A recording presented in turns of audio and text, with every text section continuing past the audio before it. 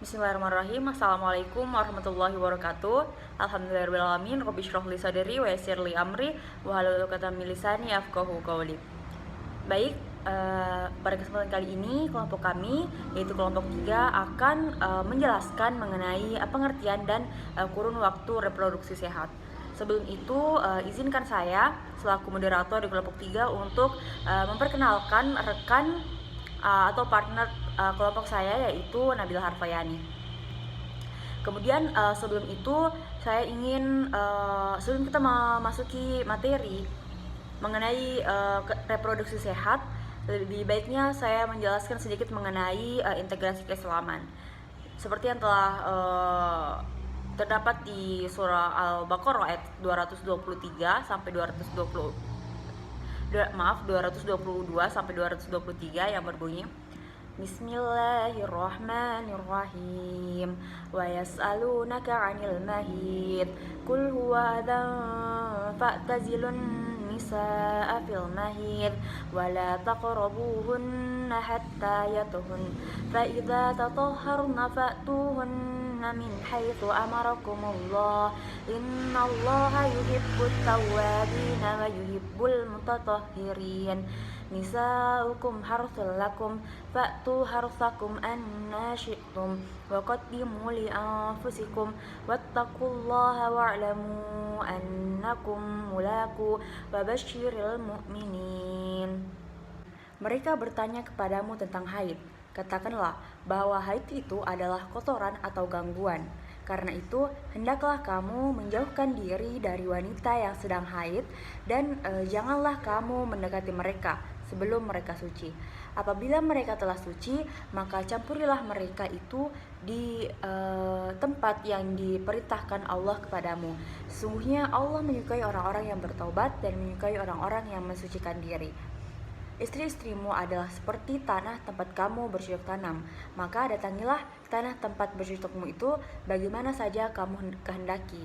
Kerjakanlah amal yang baik untuk dirimu dan bertakwalah kepada Allah dan ketahuilah bahwa kamu kelak akan menemuinya dan berilah kabar gembira kepada orang-orang yang beriman.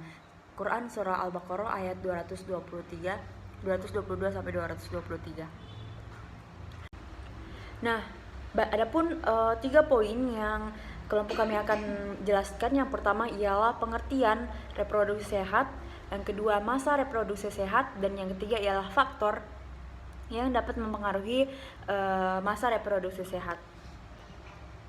Sebelum kita membahas lebih jauh mengenai apa sih itu reproduksi sehat, terlebih dahulu yang paling utama dan yang harus kita ketahui sebelum itu adalah pengertian dari sehat itu sendiri. Apakah itu sehat? Nah, menurut WHO, sehat yaitu keadaan yang sempurna baik fisik, mental maupun sosial, tidak hanya terbebas dari penyakit atau kelemahan atau cacat. Kemudian memasuki materi utama yaitu pengertian dari reproduksi sehat itu sendiri. Menurut WHO, kesehatan reproduksi sehat adalah suatu keadaan kesejahteraan fisik, emosional, mental, dan sosial yang utuh berhubungan dengan reproduksi, bukan hanya bebas dari penyakit atau kecacatan, namun dalam segala aspek yang berhubungan dengan sistem reproduksi, fungsi, serta prosesnya. Adapun dalam Undang-Undang Nomor 36 Tahun 2009 mengenai kesehatan disebutkan bahwa kesehatan reproduksi adalah keadaan sehat secara fisik, mental, dan sosial secara utuh berkaitan dengan sistem fungsi dan proses reproduksi pada laki-laki dan perempuan. Kemudian pengertian menurut BKKBN 1996 yaitu kesehatan reproduksi adalah suatu keadaan sehat, mental, fisik, dan kesejahteraan sosial secara utuh pada semua hal yang berhubungan dengan sistem dan fungsi serta proses reproduksi, dan bukan hanya kondisi yang bebas dari penyakit dan kecacatan, serta dibentuk berdasarkan perkawinan yang sah, mampu memenuhi kebutuhan spiritual dan material yang layak, bertakwa kepada Tuhan Yang Maha Esa, spiritual yang memiliki hubungan yang serasi, selaras dan seimbang antara anggota keluarga dan antara keluarga dengan masyarakat dan lingkungan. Selanjutnya ialah tujuan.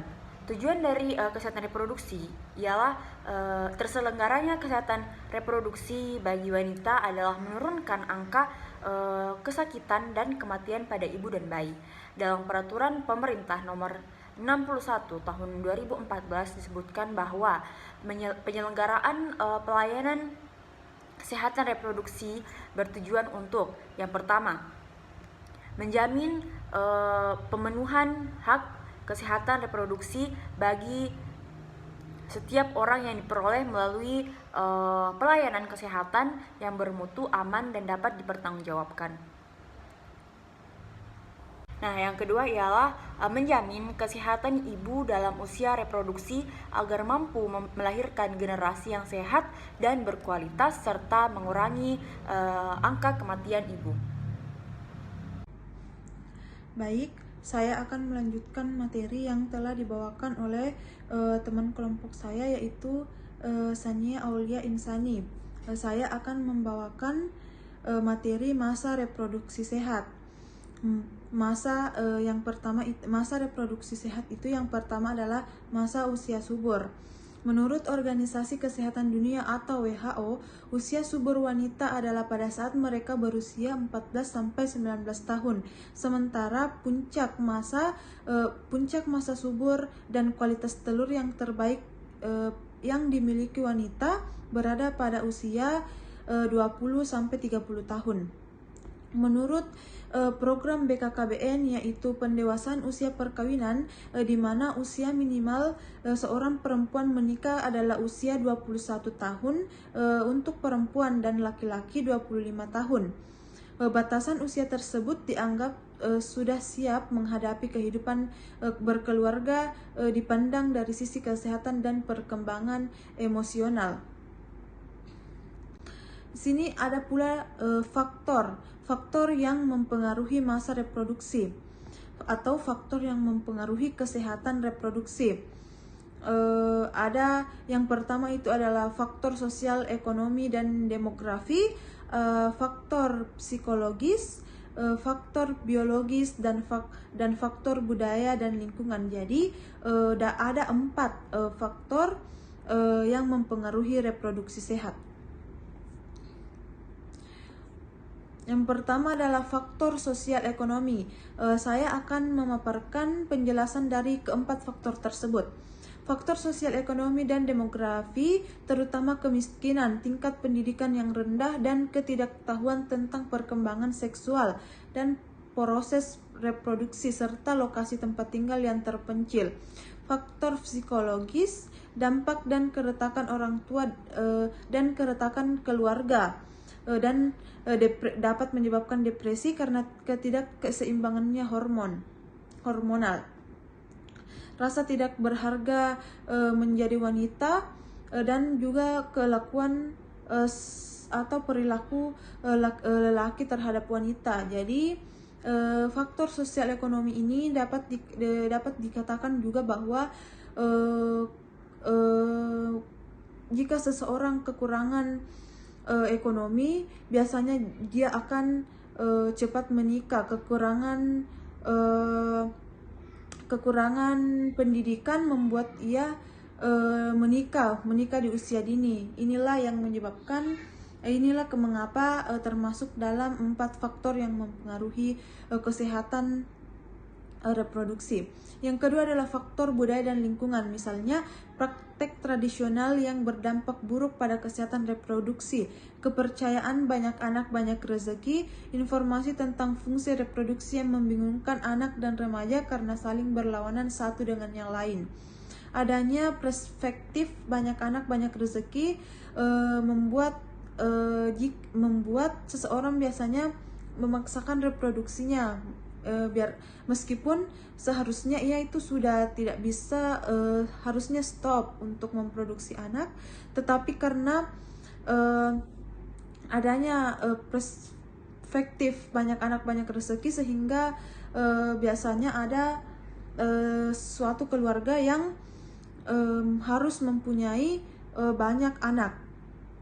Selanjutnya adalah faktor biologis. Contohnya itu adalah cacat sejak lahir, cacat pada saluran reproduksi pasca penyakit menular seksual, pengaruh dari semua faktor yang mempengaruhi kesehatan reproduksi dan reproduksi. Terfokus pada penerapan hak reproduksi wanita dan pria dengan dukungan di semua tingkat administrasi sehingga dapat diintegrasikan dalam berbagai program kesehatan, pendidikan, sosial, dan pelayanan non-kesehatan yang terkait dalam pencegahan dan penanggulangan masalah kesehatan reproduksi. Selanjutnya adalah masalah dalam kesehatan reproduksi remaja. Ada beberapa masalah dalam kesehatan reproduksi remaja, di antaranya itu seperti kehamilan yang tidak diinginkan atau hamil di luar nikah. Hal ini dapat menyebabkan tekanan psikologis, aksi sosial, putus sekolah, kerentanan terjadinya gangguan pada kesehatan reproduksi karena belum saatnya untuk memproduksi, peningkatan kasus aborsi, sensitif atau mudah marah, dan perasaan malu. Jika seseorang jika kehamilan yang tidak diinginkan biasanya terjadi kepada seseorang yang belum berstatus suami istri, sehingga hal ini dapat menyebabkan perasaan malu dan juga akhirnya putus sekolah. Di sini kita akan membahas permasalahan-permasalahan yang disebutkan tadi. Yang pertama adalah aborsi. Aborsi merupakan pengeluaran janin dari uterus secara sengaja atau spontan sebelum kehamilan berusia 22 minggu. Di Indonesia, praktek aborsi dilarang oleh Undang-Undang KUHP, Fatwa MUI, dan Fatwa MUI. Kasus aborsi di Indonesia masih sangat tinggi yang dilakukan oleh para remaja disebabkan kurangnya pendidikan tentang seks, kurangnya pengawasan dari orang tua, sehingga terjadi pergaulan bebas dan akhirnya hamil di luar nikah. Kekerasan seksual. Kekerasan seksual ini dapat menyebabkan kekerasan seksual, biasanya itu seperti pelecehan seksual atau pemerkosaan. Eksploitasi seksual adalah pelanggaran mendasar terhadap hak asasi reproduksi seseorang, yaitu penyalahgunaan untuk tujuan seksual namun tidak terbatas yang bisa memperoleh keuntungan sosial maupun politik setiap orang. Selanjutnya adalah solusi masalah kesehatan reproduksi. Di sini ada cara-cara untuk mengedukasi atau cara menjaga reproduksi pada remaja. Kita itu bisa melakukan caranya itu seperti menjelaskan sistem, proses, dan fungsi reproduksi. Yang kedua, mengenalkan resiko penyakit yang akan terjadi. Yang ketiga, menjelaskan tentang kekerasan seksual dan cara mengatasinya. Di sini ada 4 pilar dalam kesehatan reproduksi. Di antaranya adalah women health, infant and child health, fertility regulation, dan prevent and treatment of strangulation atau SRDS. Mungkin mungkin itu saja pemaparan dari saya. Lebih dan kurangnya mohon dimaafkan. Assalamualaikum warahmatullahi wabarakatuh. Terima kasih.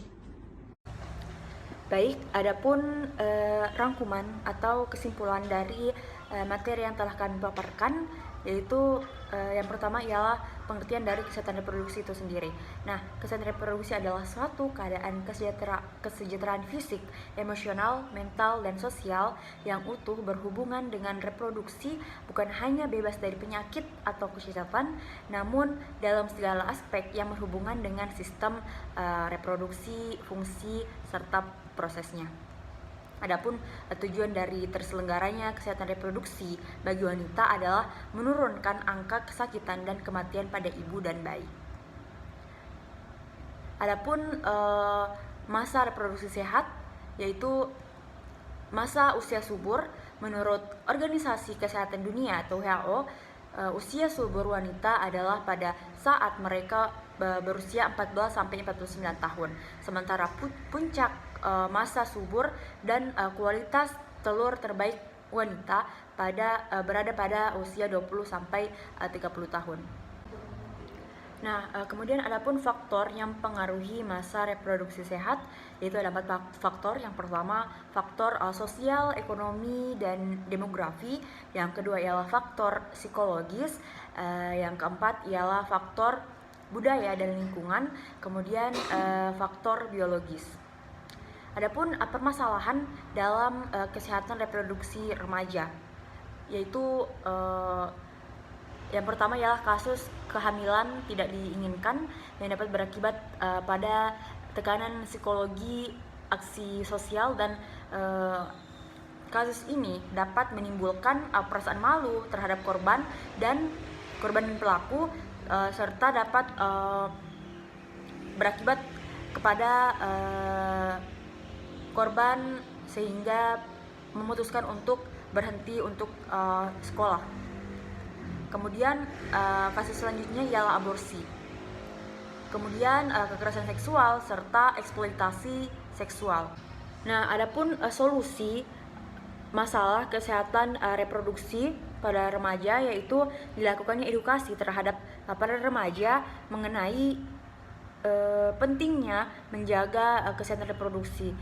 Adapun cara mengedukasi atau menjaga reproduksi pada wanita, yang pertama ialah menjelaskan sistem, proses, dan fungsi reproduksi.